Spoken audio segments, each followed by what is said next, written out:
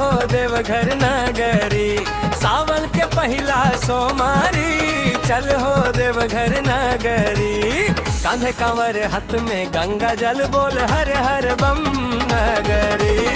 कांधे कांवर हाथ में गंगा जल बोल हर हर बम नगरी।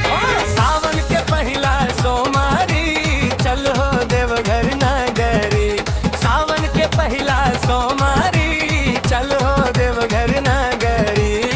कांधे कांवर हाथ में गंगा जल बोल हर हर हम नगरी।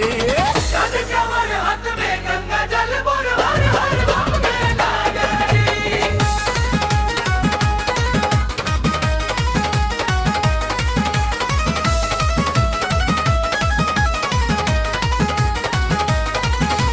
भोर भइल गूंजे शिव के नारा हर डगरिया लागे प्यारा। हर डगरिया लागे प्यारा। बेल पत्र धतूरा लेके चढ़ाई बाबा के द्वारा। चढ़ाई बाबा के द्वारा। सावन के पहला सोमारी चल हो देवघर नगरी। सावन के पहला सोमारी चल हो देवघर नगरी। भोले बाबा कृपा बरसाई भर दे खुशियन से डोली। भोले बाबा कृपा बरसाई भर दे खुशियन से डोली। डमरू बाजे गूंजे जयकारा भक्तन के लागे सहारा। भक्तन के लागे सहारा। भस्म रममले नीलकंठ बाबा रखे सभे के लाज हमारा।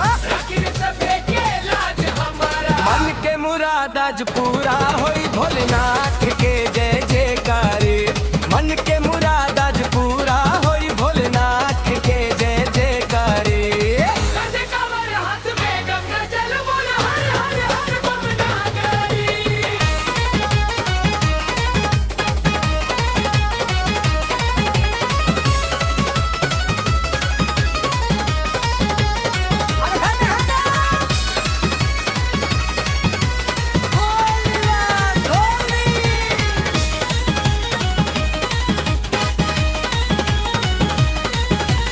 हर हर महादेव बोल बम बोल बम बोल बम। सावन के पहला सोमारी भोलेनाथ